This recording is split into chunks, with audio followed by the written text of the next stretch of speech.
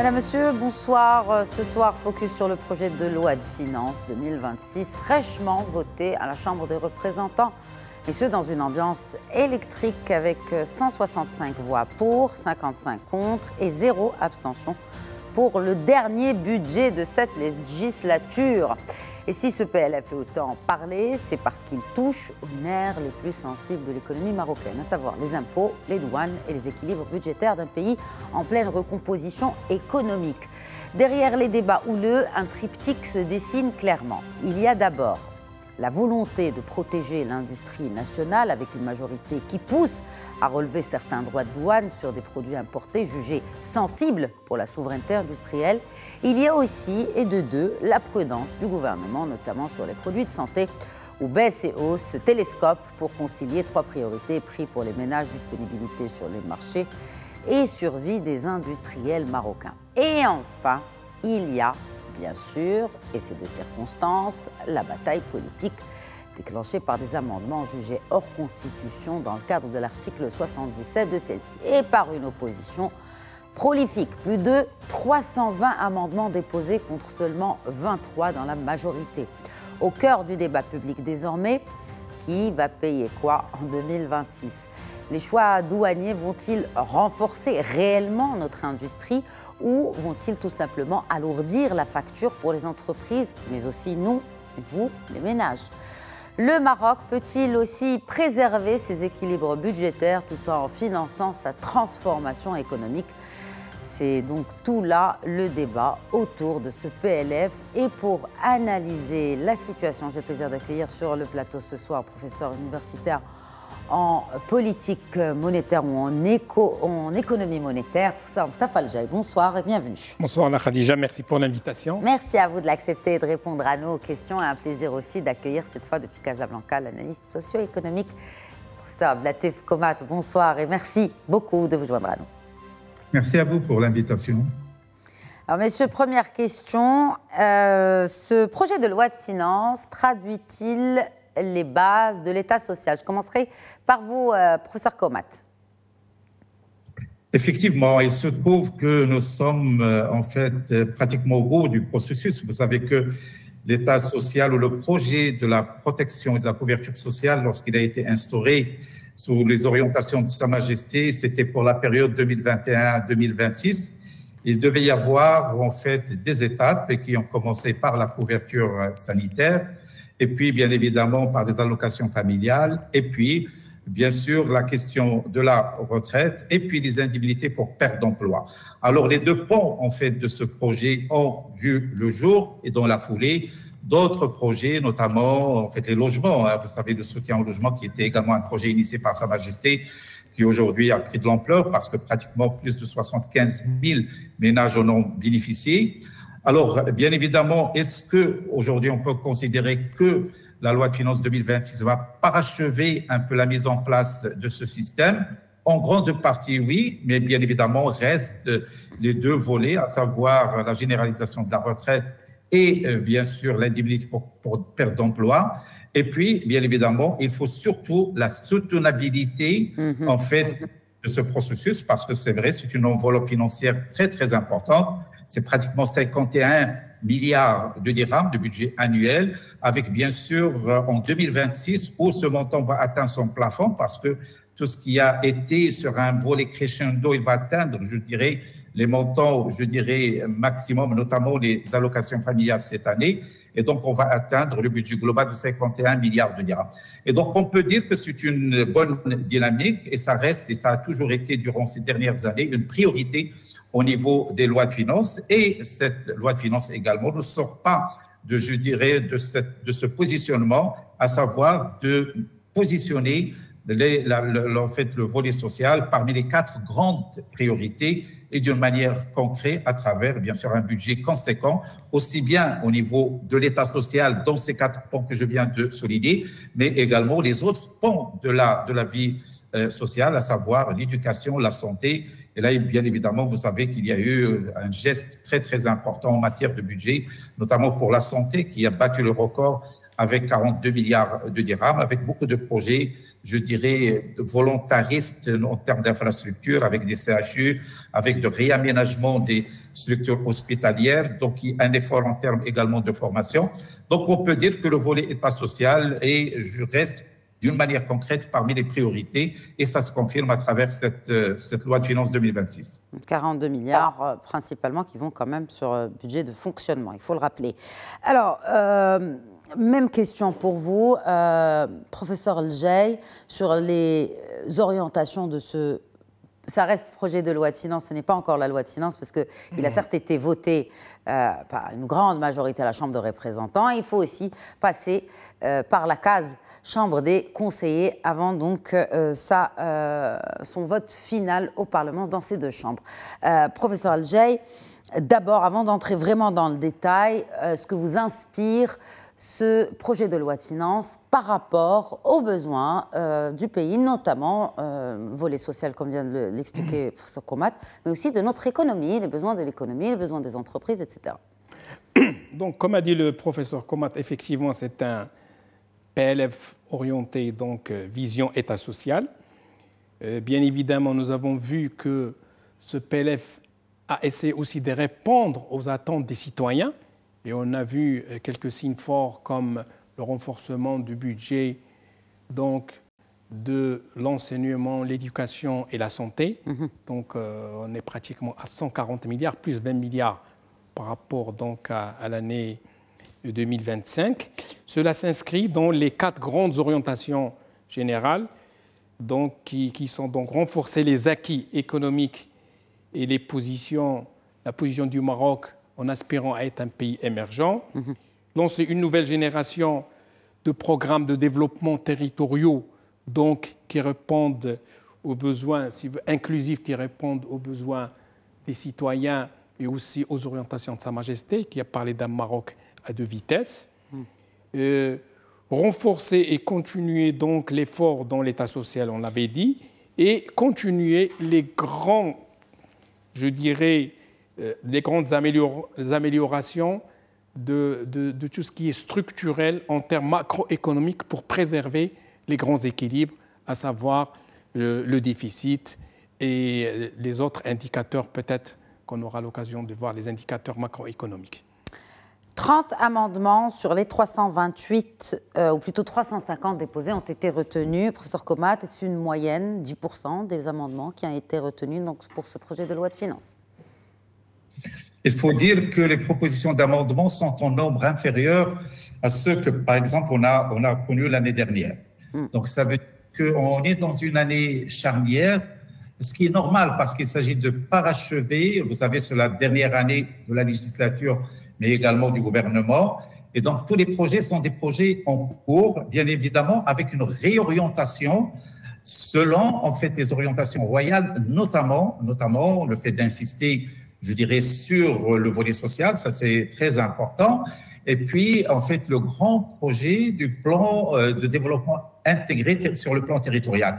Là également, c'est, je dirais, bien que ce n'est pas une nouveauté, mais quand même, c'est une insistance sur une nouvelle approche de développement territorial intégré avec des centres ruraux émergents, avec un effort sur le plan rural en matière de projets sociaux. Alors, tout cela fait que, bien évidemment, je dirais, bien qu'il y a eu un débat, qu'il y a eu des amendements, mais je dirais que les grandes lignes s'inscrivent dans la continuité. Notamment, même sur le plan fiscal, on le verra peut-être tout à l'heure, vous savez qu'il s'agit de parachever les réformes qui ont été instaurées depuis 3-4 années d'une manière progressive, l'IS, l'impôt sur le revenu, la TVA, tout cela, on a assisté en fait une série d'amendements sur le plan fiscal pour dire que nous sommes dans la continuité. Alors bien évidemment, il y a toujours des demandes d'amendements, c'est normal, notamment de la part surtout de l'opposition, parce qu'on a vu la structure justement des demandes d'amendements proviennent essentiellement de l'opposition, ça c'est normal. Il y en a 10% qui ont été pris en considération. Donc je dirais, on est dans la norme parce qu'en général, bien évidemment, il y a beaucoup d'amendements. Ce n'est pas tous les amendements qui sont pris en considération parce qu'il y a bien sûr tout d'abord je dirais, l'équilibre budgétaire qui est fondamental. Ça, vous le savez, et peut-être on en parlera tout à l'heure, le Maroc est un pays qui est à cheval sur les équilibres financiers, et d'autant plus qu'on est dans une tendance favorable en termes de rééquilibrage des indicateurs macroéconomiques, que ce soit en termes de budget, que ce soit en termes d'inflation, que ce soit en termes de déficit de la balance des paiements, que ce soit au niveau de l'endettement. Alors, bien évidemment, ce sont des éléments sur lesquels le gouvernement doit veiller, bien que peut-être parfois il y a des demandes d'amendement qui vont dans le sens peut-être d'alourdir le budget, mais la responsabilité du gouvernement, c'est de préserver les équilibres, mais bien évidemment, tout en tenant en considération les amendements qui vont dans le sens un peu des grandes priorités de notre pays. Et bien sûr, il y a des questions des douanières, des questions fiscales. Nous y arrivons justement. Professeur Komat, puisque vous parlez de la fiscalité, pourquoi aucune baisse de l'IR dans ce projet de loi de finances alors que l'une des priorités affichées par ce gouvernement, c'est cette fameuse justice fiscale? Pourquoi rien sur l'impôt sur le revenu? Bien sûr, la réforme a commencé il y a quelques années au lendemain des assises de la fiscalité, mais une grande partie de la classe moyenne s'attendait à ce qu'on fasse un effort supplémentaire sur l'IR, sur l'impôt sur le revenu. Commentaire? Alors, oui, moi je peux réagir.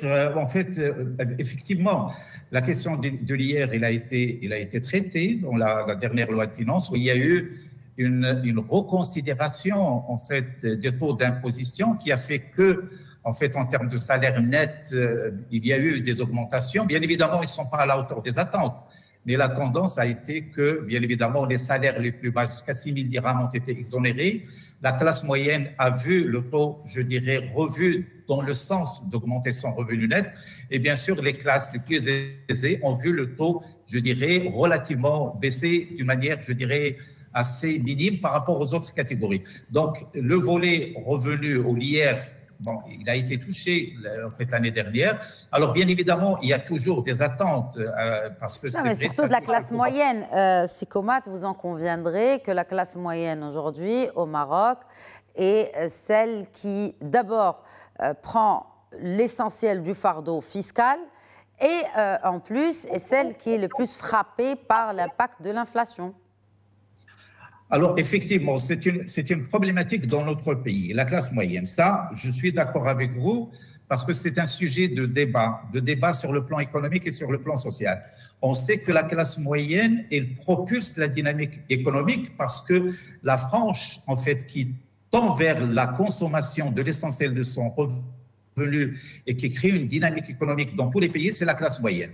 Alors, bien évidemment, au niveau du Maroc, comme peut-être dans la majorité des pays émergents, la part de la classe moyenne dans la structure de la société a tendance à baisser. Alors, il baisse, bon, vous l'avez dit, parce qu'il y a eu l'inflation. Alors là également, il faut le rappeler, bien que, c'est vrai, ces 2 dernières années, il y a une tendance, en fait, à la stabilisation du taux d'inflation, mais l'inflation que nous avons connue entre 2021 jusqu'à 2023, elle reste de mise. Et donc, bien évidemment, les prix sont toujours élevés. Et bien sûr, si les salaires n'augmentent pas proportionnellement ou d'une manière supérieure à l'inflation, c'est une perte de pouvoir d'achat et c'est un glissement de la classe moyenne vers justement un niveau plus bas. Donc ça, effectivement, c'est un appel, c'est une attente d'une manière générale de composantes de la société à ce qu'il y ait des gestes, notamment fiscaux, pour justement donner de l'élan à la classe moyenne parce que c'est la charnière de la société, c'est le dynamo sur le plan économique. Et donc, bien évidemment, effectivement, il y a une attente à ce qu'il y ait une révision à la baisse de l'impôt sur le revenu, notamment à la faveur de la classe moyenne. Et puis, professeur El-Jaï, peut-être un commentaire. Ce PLF mobilise plus l'impôt que la croissance. Est-ce soutenable ? Ce n'est pas propre à ce PLF. Hein. Oui, tout à fait. L'État compte beaucoup sur les recettes fiscales, mais est-ce soutenable à long? D'autant plus qu'on l'a vu, on voit que le Marocain épargne moins, que les ménages sont alourdis par aussi beaucoup de dettes. Alors, est-ce soutenable de toujours compter sur plus l'impôt que la croissance? Alors, tout à fait, vous avez raison, les chiffres le démontrent. Si je prends les impôts directs, on est à une progression de pratiquement 17,9%. Donc il y a une pression fiscale qui est déjà assez forte. Et comme vous l'avez si bien dit, sur la classe moyenne, qui est le moteur, je dirais, économique du pays, parce que c'est elle qui consomme, et elle est doublement touchée. Un, par les impôts directs, à savoir l'IR qui n'a pas bougé, et aussi par la TVA. Au niveau aussi des impôts indirects, quand on fait partie de la TVA, il y a une progression aussi à 2 chiffres. On est à 15,9 dans le tableau qui est présenté. Cela dénote qu'il n'y a pas d'autre alternative vu toutes les dépenses prévues, surtout les dépenses d'investissement, et on va peut-être y revenir puisqu'on annonce des budgets d'investissement colossaux donc pour cet exercice. Il y a 2 solutions. Malheureusement, les impôts ou bien l'endettement. L'endettement, on connaît les limites, on va en parler. On est déjà à un service de la dette que j'ai ici sous les yeux qui représente presque 42 milliards de dirhams. C'est énorme, c'est plus que le budget de la santé. Le Maroc a déjà atteint des niveaux d'endettement par rapport au PIB limite. Il y a ce qu'on appelle la soutenabilité de la dette. Et donc nous sommes devant un dilemme. On aurait gagné, à mon sens, à élargir l'assiette au lieu de taxer toujours les mêmes. À élargir l'assiette. Il y a des débats dans d'autres pays. On a vu ce qui se passe chez nos amis français. Est-ce que c'est juste pour un refus du débat ou c'est vraiment une discipline budgétaire? Pourquoi on n'élargit pas finalement cette assiette fiscale? Moi je pense honnêtement, mon point de vue personnel, c'est plus la difficulté d'insérer un peu ce secteur informel qui représente 40% de l'économie marocaine dans le circuit, je dirais, formel, pour commencer à le taxer progressivement.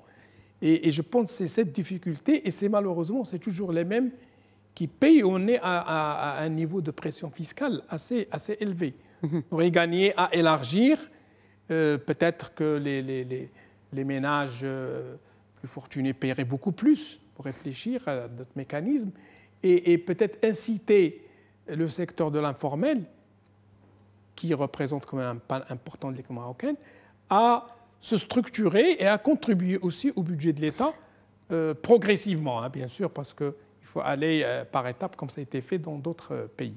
Mais si ce PLF, dans les prévisions, Silje, vous les avez, hein, ces prévisions compte tenu de... Enfin, les chiffres ou les prévisions qui ont été prises en compte pour mettre en place ce budget pour 2026. Parmi ces prévisions, ce que prévoit le PLF, c'est une hausse des recettes fiscales. Si on voit qu'il n'y a pas réellement eu de changement sur la TVA, ni sur l'IR, ni sur l'IS, il n'y a pas vraiment de changement fiscal à noter dans ce PLF, qui va payer quoi? Qui va réellement, du coup, payer plus en 2026? Écoutez, c'est-à-dire les taux, comme vous l'avez si bien dit, n'ont pas progressé. Au contraire, en l'IS, il y a une tendance à revenir à 20%, tendance progressive. Mais l'équation est simple, c'est-à-dire on n'augmente pas le taux, mais on taxe beaucoup plus et peut-être on élargit à d'autres personnes qui ont les moyens ou qui sont éligibles à cet impôt. Parce qu'il n'y a pas 36 000 solutions. Abdelatif Komat, la même question. Si on voit un peu les détails des prévisions, notamment de ce PLF, on y voit que bien, les recettes fiscales sont attendues à être en hausse l'année prochaine. Du coup, qui va payer plus? En fait, ce n'est pas seulement l'année prochaine, mais pratiquement c'est une tendance à la hausse depuis 3-4 années. Vous savez qu'entre 2021 et 2024, les recettes fiscales ont augmenté de 100 milliards de dirhams, soit pratiquement une moyenne de 25 milliards de dirhams. Alors, bien évidemment, il ne s'agit pas d'augmenter les taux d'imposition, mais au contraire, il s'agit d'élargir l'assiette fiscale. Vous savez que c'est une problématique que nous avons toujours, je dirais, traînée au niveau de notre pays, c'est la question de la justice fiscale. Ça a été même une des thématiques abordées lors des assises fiscales en 2019, c'est d'aller vers plus de justice et plus d'élargissement de l'assiette fiscale. Et puis d'intégrer le secteur informel, justement, dans le secteur formel. Alors, je crois que c'est un travail qui a été fait par la Direction générale des impôts en termes je dirais, d'amélioration des procédures, en termes de digitalisation. Et cela a commencé depuis 3-4 années à donner des résultats.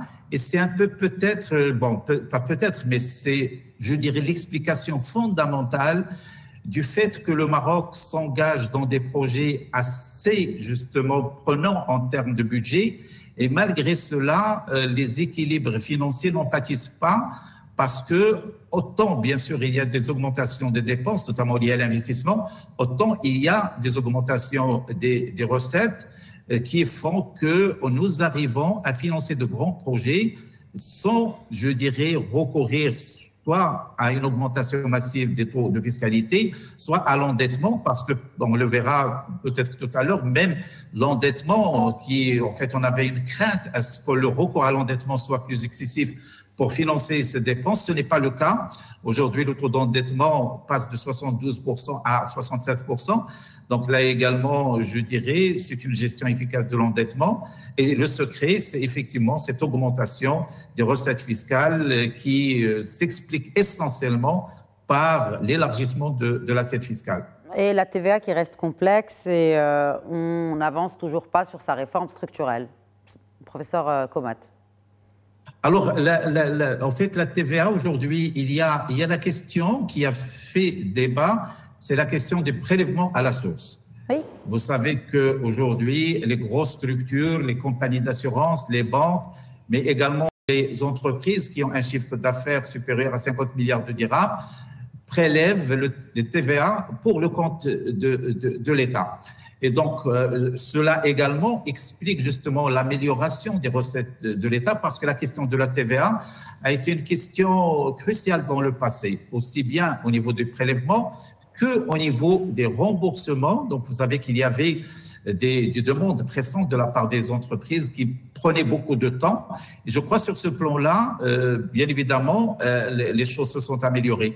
Alors, bien évidemment, reste la question du taux de TVA, bien qu'il y a eu en fait une reconsidération de ces taux, mais c'est un sujet qui reste d'actualité parce que bien évidemment, l'objectif, c'est tout d'abord, bien sûr, à l'avantage de l'entreprise, c'est que le TVA soit un vecteur d'amélioration du pouvoir d'achat. Et donc, la question de la TVA reste de mise, comme c'est le cas de l'IR, on en a parlé tout à l'heure, comme c'est le cas de l'IS. Bien évidemment, des changements ont été effectués durant ces 3 dernières années, mais les questions ne sont pas, ces sujets ne sont pas bouclés. Hein. Pour autant, on aspire de part et d'autre à ce que le parachèvement des grands objectifs des assises de 2019 aille jusqu'au bout. Notamment l'impôt local, mais il n'y a toujours pas de réforme de ce dernier. Si on veut vraiment élargir l'assiette fiscale. Il reste cet impôt local. On fait allusion à l'impôt local parce que ça reste un sujet de très grande, je dirais, priorité. Vous savez que nous sommes dans la tendance d'aller vers plus de régionalisation avancée. Absolument. Et les régions ont des budgets très, très importants, sachant que le montant alloué par l'État au service des régions, qui est de 10 milliards de dirhams, qui a vu son augmentation crescendo depuis 10 années, mais cette année, il y a 2 ans, il est arrivé au montant, je dirais, maximal, qui est de 10 milliards de dirhams, au moment où les régions ont besoin de financement, je dirais, important pour financer leur PDR, le programme de développement régional. Alors, quelle est la solution pour les régions? Bien évidemment, la question de l'imposition locale, parce qu'ils sont censés tout d'abord faire la même chose, à savoir élargir l'assiette fiscale, optimiser les prélèvements fiscaux, travailler davantage le recouvrement. Et bien évidemment, il y a l'alternative également du recours au financement par des organismes qui soient nationaux ou internationaux. On sait qu'il y a eu des régions qui étaient pionnières, comme celle de Kazakhstan depuis plusieurs années, qui ont prélevé un montant important auprès du FMI, puis sont suivis beaucoup de régions qui aujourd'hui recourent soit au niveau de fonds de développement communal, soit au niveau des bailleurs de fonds internationaux. C'est-à-dire qu'il faut de l'ingéniosité financière auprès des régions parce que la tendance, c'est d'aller de l'avant en matière de régionalisation avancée. Cela requiert bien évidemment des nouveautés, des innovations en termes d'approche de financement. En parlant de financement, le PLF augmente l'effort d'investissement public. Vous l'évoquiez tout à l'heure, professeur Aljai. Comment sera-t-il financé sans alourdir la dette? Moi, si vous permettez, je voulais juste revenir sur cette notion de retenue à la source de la TVA, notamment cette nouvelle charge qui va s'appliquer aux PME et TPME. Est-ce qu'elles sont outillées pour le faire? Parce qu'on sait que nous avons un tissu économique fragmenté. Une bonne partie de nos entreprises font moins de 3 millions de dirhams de chiffre d'affaires. Et ces entreprises sont souvent à 2 ou 3 personnes. Donc, vont jouer le rôle de collecteur de la TVA pour l'État, pour la DGI. On va les alourdir de charges, de logiciels, ou peut-être sous-traiter cette mission auprès des cabinets. Donc ça c'est un point très, très important, sachant qu'on va même ponctionner un petit peu leur trésorerie. Donc ça, c'est vraiment une décision qui va avoir un impact. Sur la TPE. Oui, c'est clair, sur la TPE qui constitue le plus gros de notre tissu économique. Et surtout, cette catégorie ne figure pas dans... ça a coïncidé avec le vote d'ailleurs du PLF au Parlement. Ce sont ces 4 arrêtés sur la loi cadre portant sur la charte d'investissement. On va en parler, oui, tout à fait. Exactement. Alors, ces TPE qui font moins de 3 millions de dirhams de chiffre d'affaires annuel ne sont pas concernées. Non, elles sont concernées si elles font un investissement de 1 million à 50 millions de dirhams. Parler des aides, des 4 aides. Oui. Donc, dans le cadre de soutien à la TPME, parce que c'est un des axes stratégiques de ce PLF, il y a un volet qu'on appelle, dans la charte d'investissement, opérationnaliser les aides. Et comme vous le savez, il y a 2 ou 3 types d'aides. Il y a une aide territoriale, c'est-à-dire les territoires marocains ont été scindés en 2, zone A, zone B. Il faut qu'on sorte de l'axe Tanger, Jdida, jusqu'à Marrakech-Agadir, il faut qu'on rentre dans le Maroc profond et inciter les PME et les entreprises, que ce soit nationales ou internationales, à aller investir dans d'autres territoires. Alors la subvention est soit de 10% du programme d'investissement ou de 15% que vous avez dans des territoires, Rachidia, Oujda, etc. Oui, mais ce ne sont pas des entreprises qui font moins que 5 millions de dirhams. C'est le critère d'éligibilité. C'est ça, mais le programme d'investissement, il faut qu'il aille de 1 à 50 millions de dirhams. Au-delà de 50 millions, c'est des critères, c'est des coefficients d'emploi. Plus vous créez d'emplois, plus... Parce que le cumul, ce qui est très, très, très intéressant, le cumul de ces aides peut aller à 30%. Parce que vous avez une aide territoriale de la région, vous avez aussi une aide de l'État pour des secteurs prioritaires, qu'on connaît secteurs classiques, et vous avez aussi une autre prime à l'emploi. Parce que n'oubliez pas qu'une des priorités aussi de ce PLF, c'est l'emploi, c'est réduire ces taux de chômage assez inquiétants. Surtout dans ces régions reculées, où on a des taux de chômage des jeunes qui frôlent les 48, voire même 50% dans certaines régions. Et ce sont des choses qui nous interpellent. Et tout cela s'inscrit dans le cadre de deux Maroc, d'un Maroc plutôt à 2 vitesses, et pour inciter les entreprises à aller investir dans ces régions un petit peu défavorisées.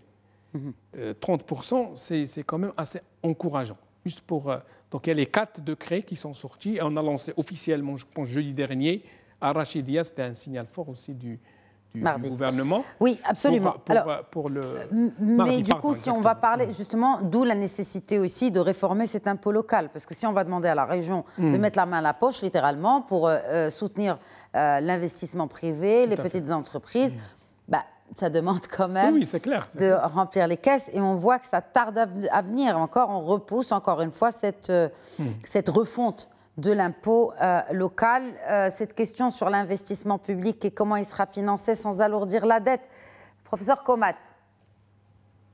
En fait, comme je l'ai dit tout à l'heure, l'investissement public a tendance haussière depuis plusieurs années, parce qu'on était à 340 milliards de dirhams, on passe à 380 milliards de dirhams. Alors, ce qu'il faut relever, tout d'abord, c'est la grande question du taux d'exécution. Exact. Ça ne veut pas dire que si nous avons 380 milliards, on va dépenser les 380 milliards. Donc, vous savez que c'est un taux d'exécution variable. Dans certains secteurs, ça ne dépasse pas les 50%. Donc, bien sûr, il y a les 179 milliards qui sont destinés aux entreprises et établissements publics. Là, bien évidemment, il y a des projets aujourd'hui qui sont arrêtés. Là, je parle bien sûr de Royal Air Maroc. Vous savez qu'il y a pratiquement un objectif de quadrupler la flotte d'avions au niveau de la Royal Air Maroc. Vous savez qu'on va passer de 50 à 200 appareils. Lorsqu'on voit le grand projet de l'ONCF aujourd'hui, d'ailleurs, Sa Majesté avait inauguré il y a quelques semaines, en fait, au niveau de Casablanca, la grande station avec un grand budget de 20 milliards de dirhams. Sur ce plan-là, c'est sûr que, je dirais, la partie qui incombe à 2026, il sera consommée. Alors maintenant, votre question, c'est comment on va financer ces 380 milliards s'ils sont consommés. Comme j'ai dit tout à l'heure, bien sûr, il y a la question des recettes qui ont augmenté, bien sûr, les recettes fiscales. Il y a, je dirais, aujourd'hui, la grande question qui est posée au niveau de l'investissement public, en fait, deux grandes questions. La première, c'est une question de rendement. Vous savez que nous avons, en fait, lorsqu'il s'agit de faire du benchmark avec l'impact de l'investissement public en termes de création de richesse et d'emploi, nous sommes à peu près à 50-60% de ce qui est réalisé au niveau des grands pays émergents. Donc, il y a moyen d'améliorer la gouvernance, d'améliorer le rendement et d'améliorer l'impact de l'investissement public. Ça, c'est un grand enjeu. D'accord? Le deuxième enjeu, qui est très, très important, c'est que l'investissement public ne doit pas être une finalité sur le moyen et le long terme. L'investissement public, il est là pour survenir aux besoins dans des secteurs stratégiques qui ne sont pas du panache du privé, qui sont très lourds, mais également pour préparer le terrain pour que, crescendo, l'investissement privé prend le dessus sur l'investissement public. Vous savez que Sa Majesté, il y a 2 années, il a appelé à ce qu'on passe de 1 tiers privé, 2 tiers public, à l'inverse, c'est-à-dire 2 tiers privé et 1 tiers public. Alors pour cela, le rôle de l'investissement public, c'est de préparer le terrain en termes d'infrastructures, en termes de formation des compétences, en termes de procédures, en termes de digitalisation. Donc, je dirais que l'enjeu, au-delà, bien évidemment, de cette enveloppe qui est très, très importante, c'est tout d'abord d'optimiser et c'est d'aller dans la vocation du secteur public qui est de survenir aux moyens, ou plutôt au secteur le plus stratégique, et de préparer le terrain pour que le privé prenne davantage la place, parce que c'est le privé qui crée l'emploi. En termes de création d'emplois, vous savez que les investissements publics, ce sont des investissements lourds, des investissements en grande infrastructure, qui, le rapport budget-emploi, je dirais, reste limité. Par contre, le privé, le rapport investissement-création d'emplois est relativement plus élevé. Et donc, je crois que progressivement, la tendance devrait s'inverser dans notre pays. Alors, encore faut-il que les budgets d'investissement, comme augmentent pour le public, augmentent aussi dans le privé. Or, je ne sais pas si vous avez une idée de comment l'entrepreneur, et j'ai déjà ma réponse à ma question, comment le chef d'entreprise gère sa trésorerie. Je pense que l'investissement vient en dernier. Oui, ça dépend. En fait, l'investisseur, c'est un homme d'affaires qui est là pour gagner de l'argent, il faut le dire crûment. Donc, s'il voit qu'il y a un secteur porteur, un environnement propice, d'ailleurs, dans ce PLF aussi, on parle un petit peu de doing business, de climat des affaires. Climat des affaires, pour l'améliorer. Un assouplissement aussi administratif, parce qu'il y a une lourdeur qui fait hésiter les chefs d'entreprise. Mais encore une fois, c'est le secteur privé qui crée de l'emploi. Et cette vision de Sa Majesté d'inverser la tendance de tiers, 1 tiers, plutôt 2 tiers au privé et revenir à 1 tiers du public, justement pour accompagner cette dynamique des chantiers structurants du Maroc, pour pousser le Maroc vers l'émergence et devenir un vrai pays émergent. Et surtout, une croissance qui soit inclusive, qui profite à tous les citoyens. C'est pour cela qu'il y a un volet territorialité dans cette nouvelle génération de programmes de développement territoriaux dont a parlé le professeur Komat. La hausse des droits de douane va-t-elle protéger notre industrie ? Vous savez, honnêtement, pas forcément. Moi, je pense que nos entreprises doivent être compétitives. Nous avons malheureusement 52 accords de libre-échange entre le Maroc et plusieurs pays, et la quasi-totalité de ces accords de libre-échange ne sont pas en notre faveur. Donc, nous avons un problème. Nous avons un grand problème, c'est le tissu économique, surtout les TPME, PME, où il y a un effort de mise à niveau, un effort d'investissement. C'est pour cela que c'est bien ces aides, etc. Il y a le volet accès au financement aussi. On en parle, mais d'une manière plate. On ne voit pas concrètement quelles sont les mesures que le gouvernement va prendre. Bon, il y a les fonds de garantie, Wilcom, qui font déjà un travail, il faut l'avouer, assez intéressant. Mais ce n'est peut-être pas suffisant pour permettre l'accès à ces PME au financement, qui reste aussi le nerf de la guerre pour la croissance et pour tirer le Maroc vers le haut. Professeur Komat, les douanes peuvent-elles être un outil industriel sans pénaliser les entreprises? Et surtout, quand je dis entreprises, ce sont les intrants qui vont coûter plus cher à nos industriels. S'il s'agit de droits de douane, c'est une augmentation généralisée. Là, c'est une augmentation ciblée. Ciblée, oui. Oui, mais du coup, c'est tous les appareils électroniques, alors que nous aspirons aussi à développer ce secteur davantage. Donc là, on parle de pièces particulières qui servent aussi à nos industriels. Effectivement, mais il s'agit vraiment de produits ciblés. Hein. En fait, je dirais l'objectif qui est assigné, c'est un objectif tout d'abord, bien sûr, il y a tout ce qui est médical. Il s'agit quand même de préserver certains produits sensibles de ces augmentations, mais en même temps de cibler des produits dans lesquels on a estimé qu'il y a un potentiel de substitution par une production locale. Moi, je crois que tout cela est fait sur la base d'études qui démontrent que sur certains points, on peut quand même donner plus de place à l'industrie nationale. Alors maintenant, c'est vrai la question que vous posez par rapport à cette grande problématique de ce qu'on appelle l'industrialisation par substitution d'importation.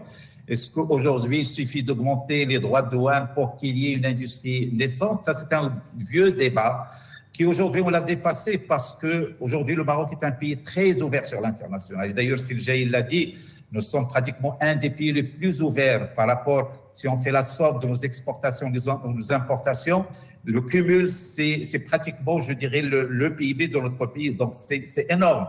Alors, le nombre également de conventions de libre-échange, pratiquement avec les grandes puissances économiques. Tout cela fait que l'apanage, c'est la compétitivité, c'est la performance. Alors, bien évidemment, il y a certains secteurs sensibles qu'il faut protéger, mais il faut surtout inciter notre tissu économique à être plus performant, à être plus compétitif. Et je crois que sur ce plan-là, c'est un gain que nous avons en partie gagné grâce à cette libéralisation, à cette ouverture. Parce que l'ouverture nous permet une certaine confrontation avec les industries internationales. On l'a vu avec l'industrie automobile, on l'a vu avec l'industrie aéronautique, avec les industries électriques, électroniques. Il y a des maillages, il y a des collaborations qui fait qu'il y a de l'émulation, qu'il y a des partages d'expériences. Moi, je crois que sur ce plan-là, il s'agit d'un équilibre. Et ça, c'est l'avantage de notre pays, c'est qu'il n'a jamais été pointé sur une stratégie, je dirais, cloisonnée. On n'a jamais été exclusivement ouvert ou exclusivement fermé. On a toujours joué cet équilibre entre l'ouverture et l'encouragement de la production nationale. Et ce qui a prévalu justement au Maroc d'être aujourd'hui dans la position dans laquelle il est, c'est qu'il y a une industrie qui se développe, il se développe dans le cadre de la collaboration, mais en même temps, il y a des pans d'industrie naissante qui se développent. Moi, je crois que dans une ère de mondialisation, ce genre de stratégie qui pourrait des stratégies gagnantes. Il ne s'agit ni de s'enfermer à tout azimut, ni de s'ouvrir à tout azimut, mais de jouer sur des équilibres. Et le Maroc a toujours été un pays équilibré au niveau de son économie, au niveau de sa politique, au niveau de sa diplomatie. Je crois que c'est le salut de notre pays. Exact. Et donc, cela n'alourdit pas l'endettement et risque justement de déstabiliser cet équilibre, ce sacro-saint équilibre budgétaire pour les prochaines années, Komat. Effectivement, moi je crois qu'en termes d'indicateurs macroéconomiques, on avait la crainte, et pratiquement c'est bien de sensibiliser, d'informer les citoyens marocains, parce que tout le monde se posait la question, comment fait-on pour financer tous ces projets? Parce qu'effectivement, le Maroc est un chantier, il y a beaucoup de choses qui se font, tout en restant dans ces équilibres macroéconomiques qui suscitent un respect, parce que nous sommes très respectés par les organisations financières internationales. Vous savez que le Maroc a des lignes ouvertes au niveau des crédits de liquidité, de caution, au niveau du Fonds monétaire international. Nous avons des taux d'intérêt, je dirais, assez favorables au niveau des bailleurs de fonds internationaux, parce que nous avons une image très positive. Nous veillons tout d'abord sur nos équilibres. Et vous savez que les équilibres fondamentaux sont très importants pour constituer l'image d'un pays. Et puis également, nous respectons nos engagements. Alors tout cela fait que malgré cet effort, cet élan d'investissement, au moins, vous savez que nous avons l'objectif cette année à 3,5% du déficit budget, alors qu'on passe de 7,2 en 2021 à 5,5% en 2023. Nous passons à 3,5 cette année et l'objectif est de passer à 3% en 2026. Donc, avec tout ce que nous faisons, ce que nous réalisons comme investissement, et rester dans, en fait, un budget à 3%, qui est le standard, même au niveau de l'Union européenne. Vous savez qu'aujourd'hui, la majorité des pays européens dépassent le standard qui est arrêté par l'Union européenne de 3%. Nous sommes à un taux d'inflation de 2% et nous sommes à un taux d'endettement de 67%. Donc tout cela, bien évidemment, n'est qu'à en fait, l'avantage de ces choix économiques. Et puis, tout cela se fait en accordant de l'importance et de la considération au volet social. Et que vous savez que le volet social requiert du financement. J'ai évoqué tout à l'heure les 51 milliards de dirhams.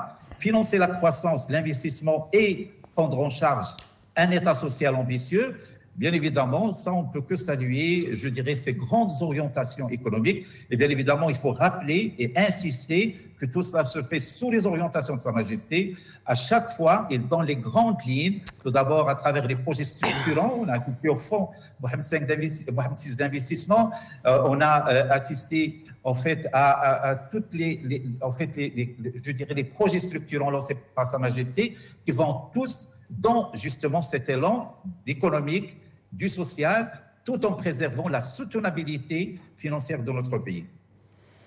L'épargne nationale reste tout de même très faible. Avez-vous aperçu une incitation dans ce PLF Non, pas spécialement. Je ne pense pas qu'il y ait de mesures fiscales pour un petit peu favoriser l'épargne nationale.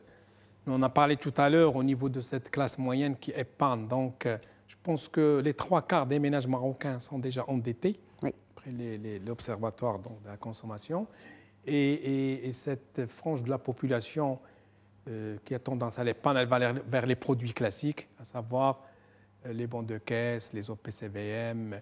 Bon, il y a eu quelques années quelques avantages sur les OPCI. Oui. Donc, mais on n'a pas vu, honnêtement, il n'y a pas d'innovation, on n'a pas vu de nouvelles mesures qui va inciter davantage, si vous voulez, à l'épargne des citoyens.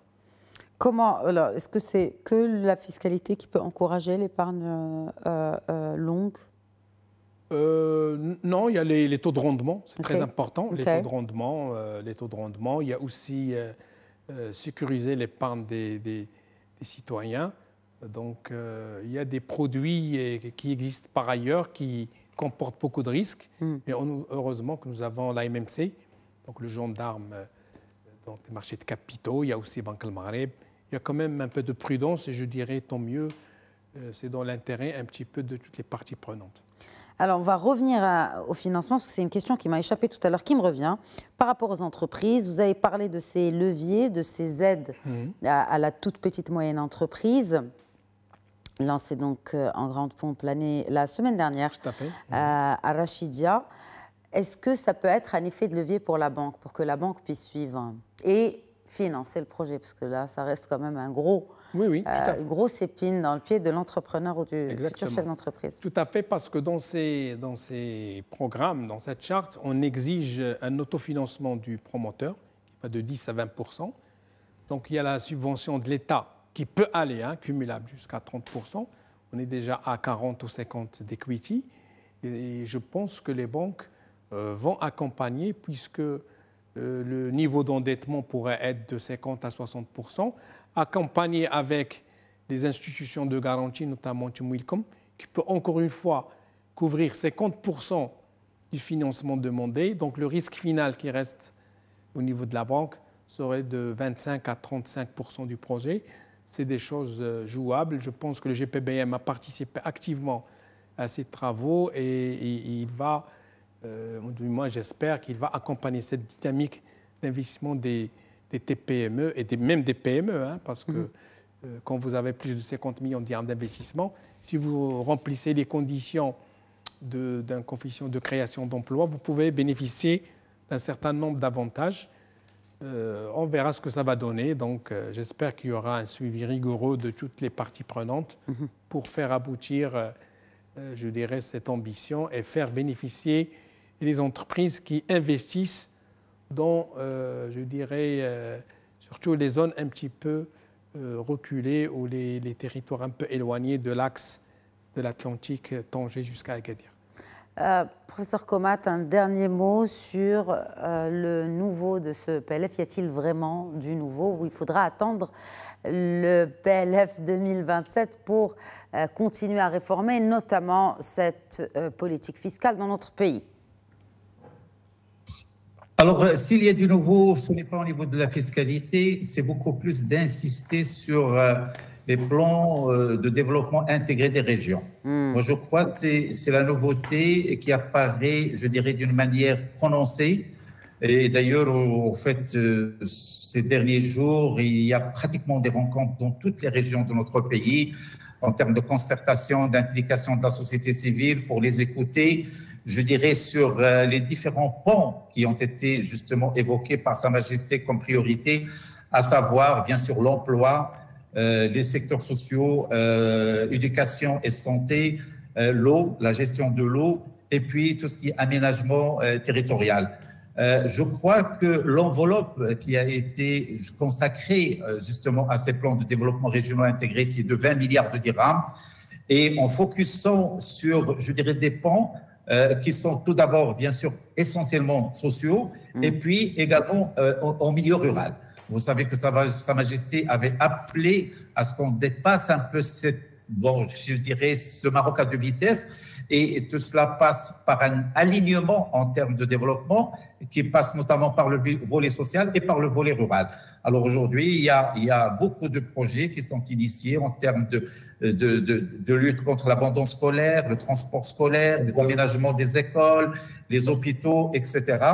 Alors tout cela, bien évidemment, va permettre justement à ce qu'il y ait ce rebond du milieu rural. Vous savez que Sa Majesté avait appelé à la création d'une classe moyenne rurale. Le discours de Sa Majesté, la fête du trône, qui a évoqué l'élan économique, mais le déficit social, et surtout au milieu rural. Le dernier rapport en fait, de ACP qui fait la comparaison 2014-2024 a relevé que au niveau milieu rural, restent quand même des indicateurs sociaux qu'il faudrait améliorer, d'où bien sûr ces initiatives d'une reconsidération du développement territorial avec une nouvelle approche. Et j'espère que ce qui est en train d'être initié, on pourrait avoir des résultats notables pour l'avenir. Merci beaucoup, professeur Komat. Merci, professeur Al-Jay. Merci pour l'invitation. Voilà, c'est la fin de cet épisode Question d'Actu. Très bonne soirée.